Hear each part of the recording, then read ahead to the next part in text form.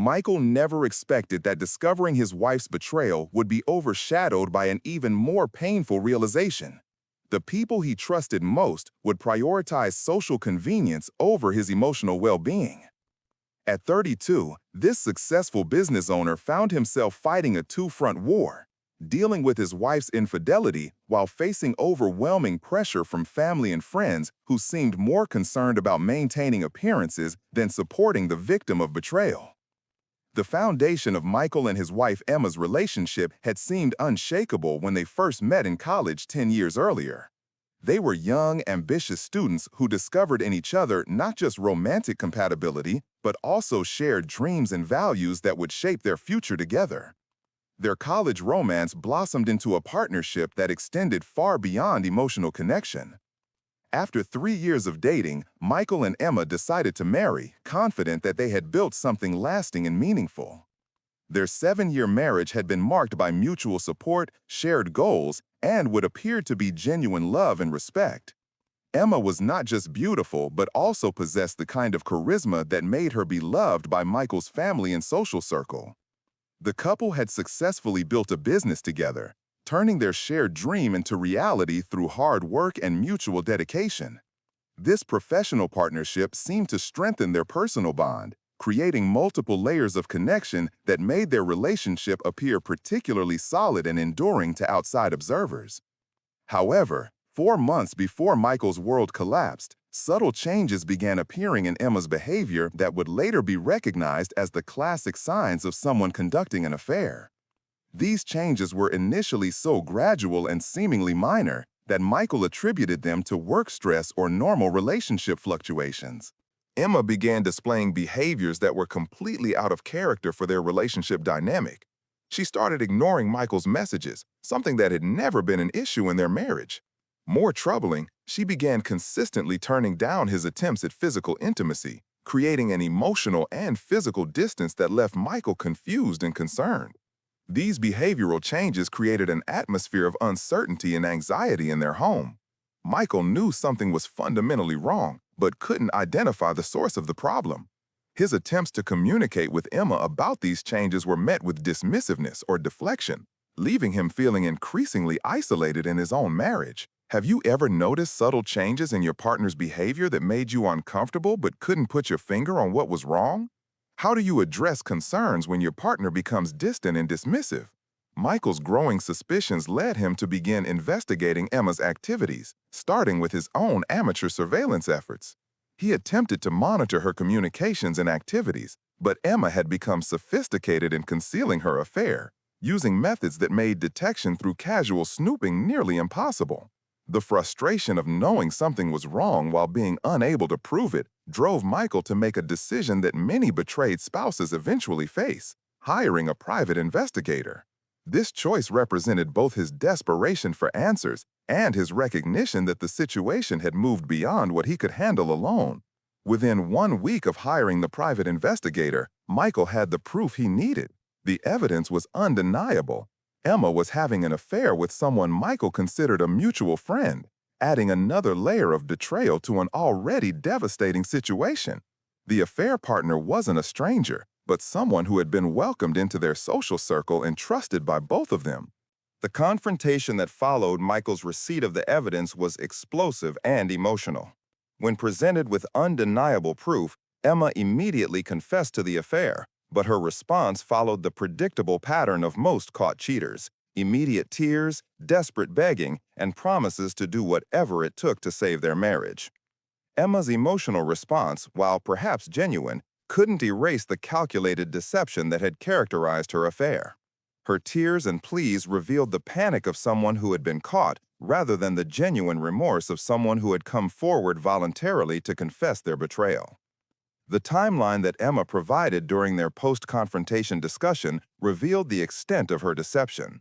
The affair had lasted approximately 6 weeks, during which Emma had been living a double life, maintaining her marriage while pursuing an intimate relationship with another man. She had been using a separate phone to communicate with her affair partner, demonstrating premeditation and sophisticated deception. Emma's claim that she had only had sex with her affair partner 4 times was both revealing and irrelevant. The attempt to minimize the physical aspect of the affair missed the point entirely. The emotional betrayal, deception, and violation of trust were complete regardless of the frequency of sexual contact. Does the frequency or duration of an affair matter when it comes to the level of betrayal? How do you process someone trying to minimize their infidelity by limiting the details they share? 3 days after the initial confrontation, Emma escalated her reconciliation efforts, claiming to have deleted all contact with her affair partner and expressing willingness to do whatever was necessary to rebuild their marriage. She suggested marriage counseling, a common proposal from cheating spouses who are desperate to avoid consequences. Michael's rejection of marriage counseling and his request for space demonstrated his recognition that Emma's suggestions were premature and self-serving. True affair recovery requires the cheating spouse to demonstrate genuine change over time, not just make immediate promises in the heat of crisis. Emma's decision to move in with her parents should have provided both of them with the space needed to process the situation.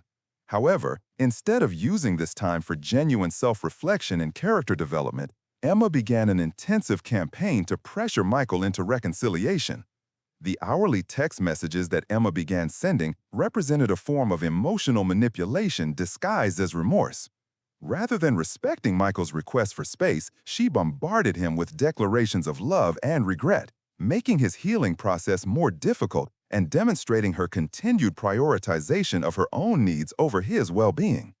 Michael's decision to communicate his intention to divorce after 2 days of contemplation was reasonable and well-considered. He had taken time to process the betrayal and arrived at a decision that prioritized his own emotional health and self-respect. This decision should have been respected by everyone involved. Instead, Emma's announcement of Michael's divorce decision triggered a coordinated campaign of pressure from multiple directions.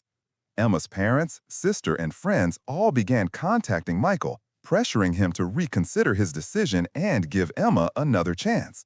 This response revealed how the social circle prioritized preserving the marriage over supporting the victim of betrayal. The involvement of family members and friends in pressuring Michael represented a violation of his autonomy and emotional boundaries.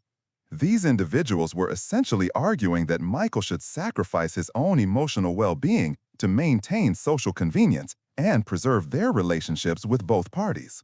Emma's decision to make a public Facebook post about her affair represented either genuine accountability or sophisticated manipulation, depending on one's perspective. While public acknowledgement of wrongdoing can be part of genuine remorse, it can also be a calculated move to generate sympathy and social pressure for reconciliation.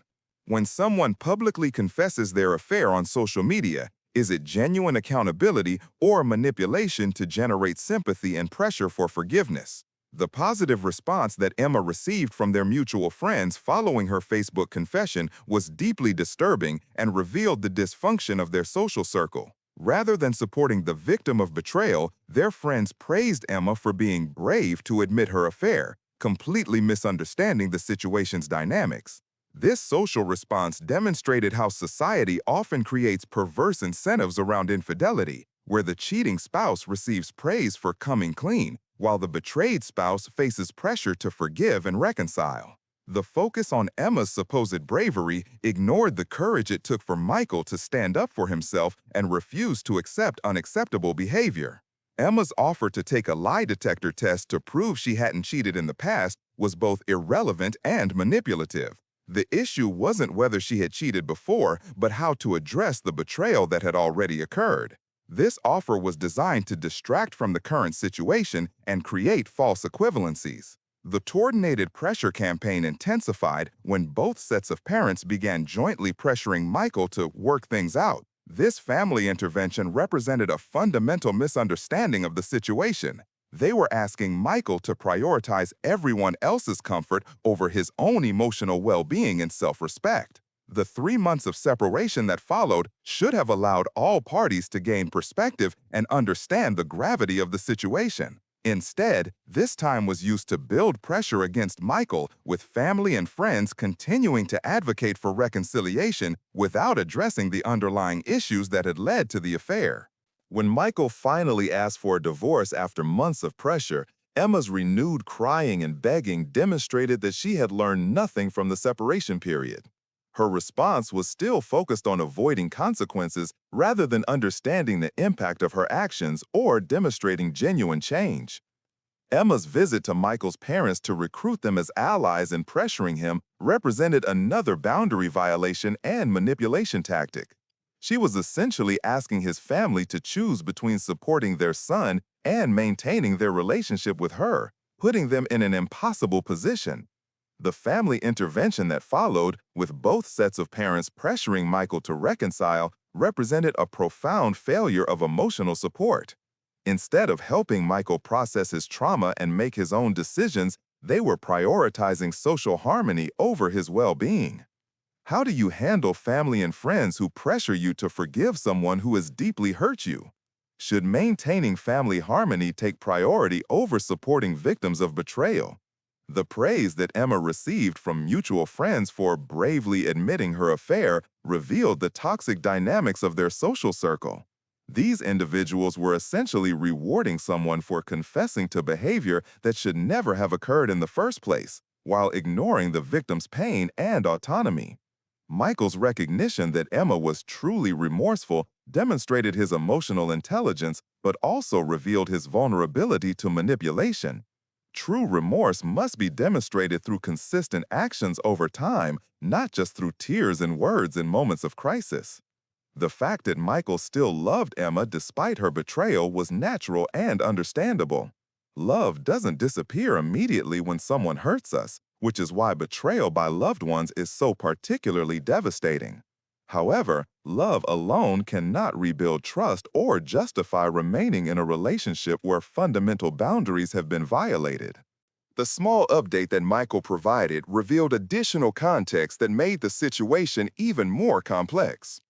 The absence of children removed one common pressure point for reconciliation, but also meant that Michael had complete freedom to prioritize his own well-being without considering the impact on dependents. The revelation that Michael and Emma owned a business together added a significant practical complication to their divorce. Shared business ownership creates financial entanglements that can make clean separation more difficult and expensive, adding another layer of pressure to remain together. Michael's maintenance of a 3-month no-contact policy, except for business-related communications, demonstrated remarkable discipline and emotional intelligence. This boundary was crucial for his healing process and decision-making clarity, despite the ongoing pressure from others. The family's reaction to Michael's definitive divorce announcement, having Emma call him crying within an hour, revealed the coordinated nature of the pressure campaign. This immediate response suggested that his parents had directly contacted Emma, violating his privacy and autonomy. Emma's request for an in-person meeting to explain everything represented another manipulation tactic.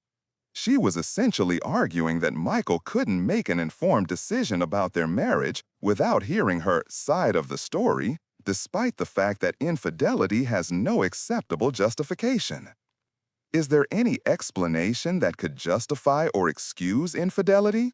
Should betrayed spouses be required to listen to their cheating partner's reasoning before making decisions about their future? The update from Michael's meeting with Emma provided additional disturbing details about the affair and the affair partner's role in facilitating the deception.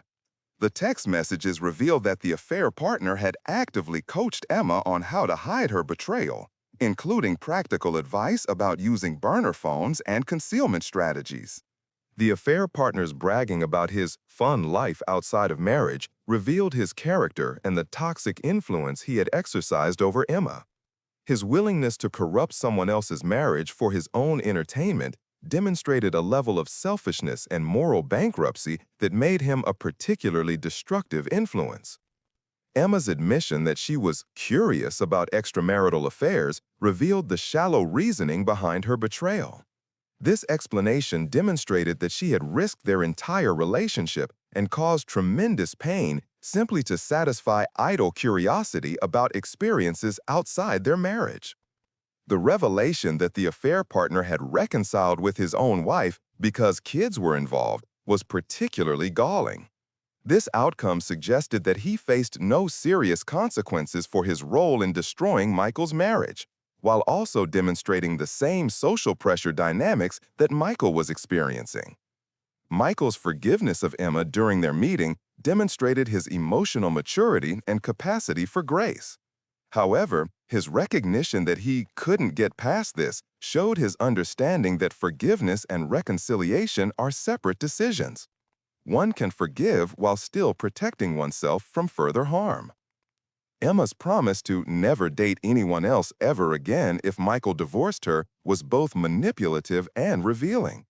This promise attempted to make Michael responsible for her future happiness, while also suggesting that she viewed their marriage as her only path to romantic fulfillment, rather than valuing their specific relationship. Michael's decision to maintain their business partnership despite divorcing revealed his professionalism and commitment to their shared work, even while ending their personal relationship. This choice demonstrated remarkable emotional compartmentalization and maturity. The final revelation that Michael had decided not to be in a relationship ever again was heartbreaking and revealed the depth of damage that Emma's betrayal had caused. Her actions had not only destroyed their marriage, but had also damaged his capacity to trust and love in the future. How do you rebuild your ability to trust after experiencing such profound betrayal? Is it possible to prevent one person's betrayal from affecting all future relationships? The complete story arc revealed how social pressure and family dynamics can compound the trauma of infidelity. Michael faced not just the pain of betrayal, but also the additional burden of resisting coordinated pressure from people who should have been supporting him. The business complications added a layer of practical complexity that many affair situations don't involve. The need to maintain a professional relationship with someone who had betrayed him personally created ongoing challenges that would extend far beyond their divorce proceedings. Emma's public Facebook confession, initially presented as accountability, was revealed through the story's progression to be more about manipulation and generating sympathy than genuine responsibility-taking. Her willingness to take it down when asked suggested it had been strategic rather than authentic. The affair partner's role as a corrupter and teacher of deception demonstrated how third parties can actively facilitate and encourage infidelity. His coaching of Emma in concealment techniques showed premeditation and malicious intent that went beyond simple attraction or emotional connection. The family intervention dynamics revealed how even well-meaning relatives can become unwitting accomplices to manipulation by prioritizing reconciliation over justice and healing. Their pressure on Michael demonstrated a fundamental misunderstanding of trauma recovery and healthy boundary setting. Michael's journey from discovery through confrontation to final resolution illustrated the complex emotional and practical challenges that betrayed spouses face. His ultimate decision to prioritize his own well-being over social pressure demonstrated courage and self-respect that many people struggle to maintain under such circumstances. The story served as a reminder that forgiveness does not require reconciliation, and that maintaining one's boundaries and self-respect is more important than preserving relationships that have been fundamentally damaged by betrayal and deception. Michael's choice to end the marriage while maintaining professional cooperation showed that it's possible to move forward with dignity even in the most challenging circumstances.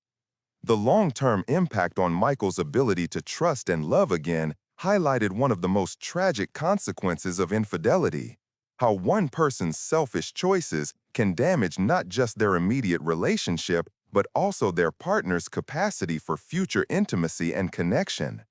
Ultimately, Michael's story demonstrated the importance of maintaining personal boundaries and making decisions based on one's own well-being rather than external pressure, even when that pressure comes from family, friends, and society at large. His journey illustrated that sometimes the most difficult but necessary choice is to walk away from people and situations that no longer serve our highest good.